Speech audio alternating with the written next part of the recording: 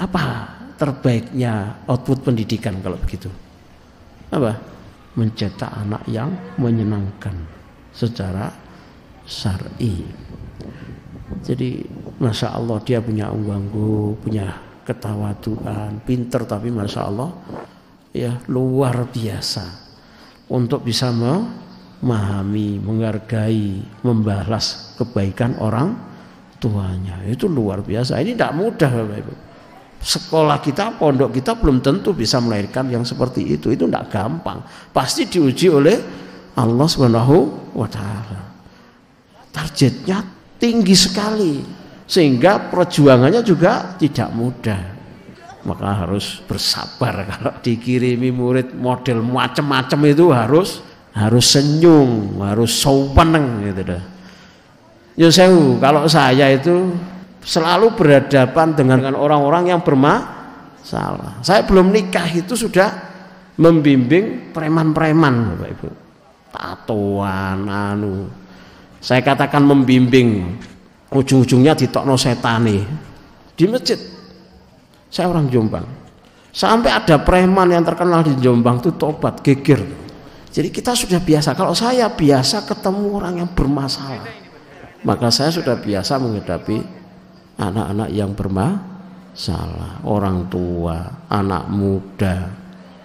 Itu sudah sudah kebiasaan kita. Saya pernah ngajar di kelas itu 90% itu tidak sholat. Ada yang dugem, ada yang sampai gugurkan anak, macam-macam. Saya terangkan masalah Allah, tauhid. Setannya itu ngeroyok semua ke saya. Maksud saya, kita tidak akan pernah jadi pakar di amanah Allah halal besar kalau kita tidak pernah bisa mengatasi ujian. Kalau dari 100 ada 5, ada 10, itu kecil banget. Jangan dikufuri, paham? Maka betapa penting kalimat anak di pondok itu hebat. Meskipun dengan latar belakang yang macam-macam, bahan bakunya macam-macam. Tidak mungkin loh kepakaran kita sebagai pengajar, ustadz itu dianggap hebat. Kalau yang diajari seleksinya hebat, yang masuk anak-anak hebat, wajar enggak outputnya hebat? Oh, bukan itu pakar. Pakar itu nek sing masuk orang-orang yang bermasalah. Terus hasilnya intan berlian. Wow, itulah pakar pendidikan. Ya memang betul begitu. Lah apa yang membuat kita takjub kalau inputnya sudah yang terbaik, lalu outputnya tidak yang terbaik itu dari sisi mana Bapak Ibu? Kalau kemudian Allah hadirkan yang terbaik adalah seperti ini, nggak ada kesempurnaan, kita berusaha untuk menyeleksi, ternyata Allah berikan ada ujian, maka di situ harus disyukuri, labeli ini anak hebat. Itu penting, karena itu saya kasih tanda petik apa maksud terbaik itu. Terbaik itu adalah apa yang dipilihkan oleh Allah, bukan Allah kita atur. Paham ya? Sekaligus Bapak Ibu, kita itu diperkenalkan dunia itu tidak ada yang perfect, tidak ada yang sempurna. Hebat-hebatnya kita merancang, pasti Allah hadirkan kenyataan ada yang kurang.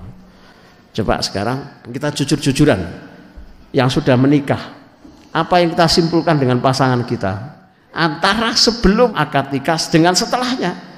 Artinya dunia itu dihadirkan dengan ujian paketannya, ada masalah terus. Karena itu harus disiapkan mentalitas kita untuk apa? Siap diuji. Bonusnya perhatikan ini.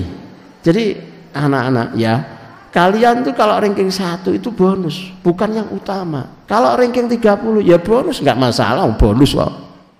Tapi yang utama apa? Kesolehan. Apalkan Quran. Nanti kita diskusikan, kita uji teori ini benar atau salah gitu loh. Lalu terbaik adalah selamat dari neraka dan masuk surga. Itu harus deal dulu. Saya itu pernah mendengar omongannya Mbah Yai Maimun itu begini. Jangan mendidik berharap anak itu pinter, tapi didiklah dengan keikhlasan. Sebab pinter itu wilayahnya Allah. Nanti yang ganjar Allah. Betul enggak? Jadi yang dibutuhkan seorang ustadz apa? Keikhlasan mendidik. Kan begitu, hasil ada di tangan Allah. Orang tua keikhlasannya menyerahkan, mempercayakan ke pendidikan, ke guru, ke ustadz, ustadzah, ke mudirnya dan lain sebagainya. Kan itu klik sudah Bapak Ibu. Bapak Ibu ini Masya Allah umurnya 90 berapa ya? Tubuhnya ditetapkan tua, tapi ingatannya masih penuh. Permintaan untuk wafat di tanah suci Allah ijabahi. Sekarang yang tanya, mana yang terbaik? Kita punya pasang standar goalnya pendidikan. Kalau tahu kalau seperti beliau yang panjang umurnya, ndak pikun, ndak stroke, punya murid banyak, sampai seperti itu ndak pernah pensiun ngaji kitab. Satu saat beliau tuh ngomong gini, kalau kamu punya murid sing duablek, sing sabar, ojo sok sing nuntun tanganmu mlebu surga, muridmu sing dablek itu. Amazing Wanda. Jadi semua orang punya kesempatan untuk meraih surga. Dan itu luar biasa Bapak Ibu. Coba kalau Rasulullah diutus dengan skeptisme, bagaimana bisa berkembang? Semua dilihat dengan kasih sayang Bapak Ibu. Sekarang saya tanya Nyun Sewu, kalau seusia saya, sebaya saya, seusia jenengan, seusia Ustaz, seusia anak-anak santriwati, saya tanya, apa persepsi secara syariat kalian melihat teman yang lain? Siapa yang bisa? Ayo.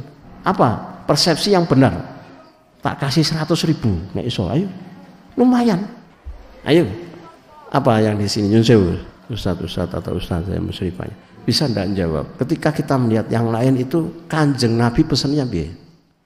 Bahkan ngeri loh. Kalau jenengan tidak berada di level ini ngeri. Ayo Pak. Kelamaan ya saya jawab sendiri. Kalau 5 juta gitu berani. Tapi saya serahkan Bu Feti yang bayari, bukan saya. Iya, nyantai saja. Kita kan kalja satil wahid saudara. Ini kan anak-anak kita, betul? Betul. Kita sayangi. Enggak ada yang masalah, enggak ada. Masalah itu di persepsi yang perlu dikembangkan. Rasulullah SAW menyatakan la yu'minu ahadukum hatta yuhibba akhi kama yuhibbu li nafsi. Itu terjemahnya apa? Saya melihat orang lain itu aku yang lain.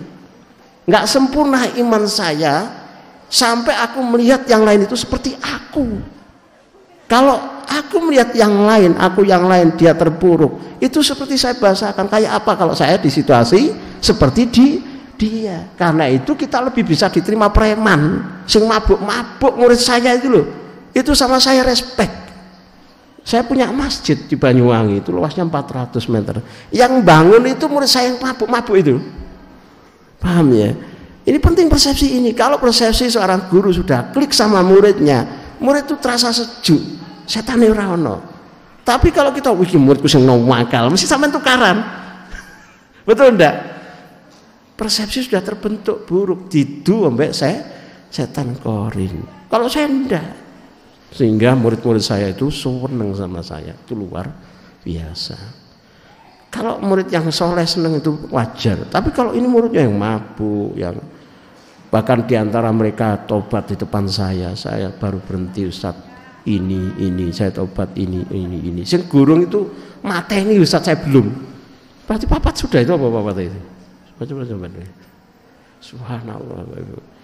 Jadi aslinya mendidik itu seru, wasik, nikmat. Karena kita melihat aku yang lain. Kalau saya melihat ini anak-anak saya, klik. Yo macam-macam jenenge anak yo. Ono sing gregetno yo anak tapi tetap anak.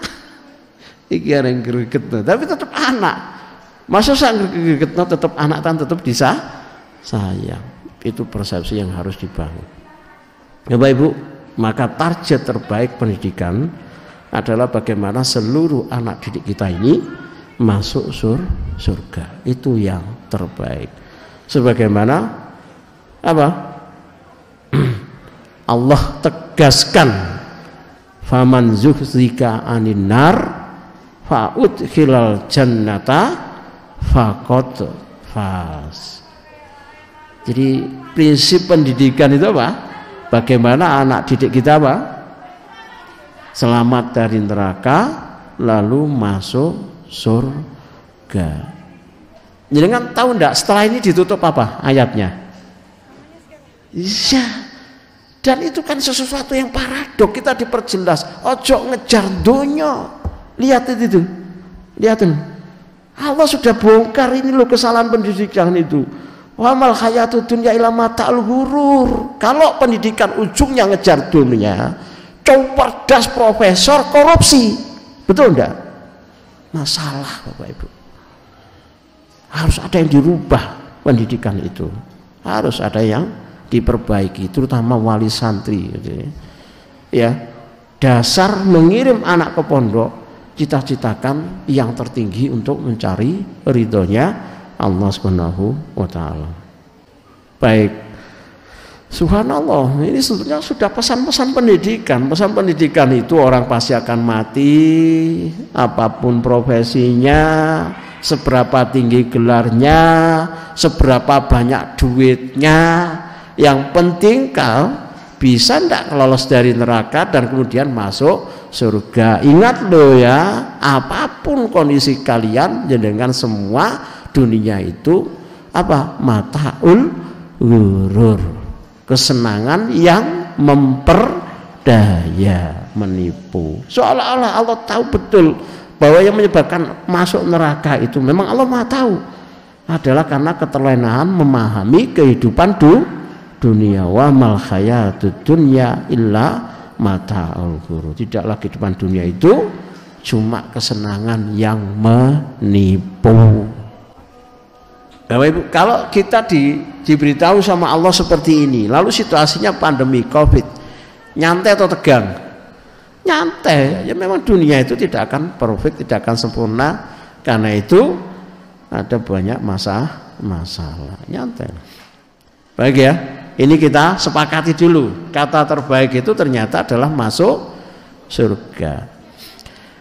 Sekarang kita diskusi. Nyusewu, kalau santri, anak didik, murid kita harapkan masuk surga, gurune pingin apa? Ustadz mau apa enggak? Musyrifahnya mau apa enggak? Ownernya mau apa enggak? Jadi ending hidup kita itu adalah ayo kita reuni nanti di surga bareng-bareng.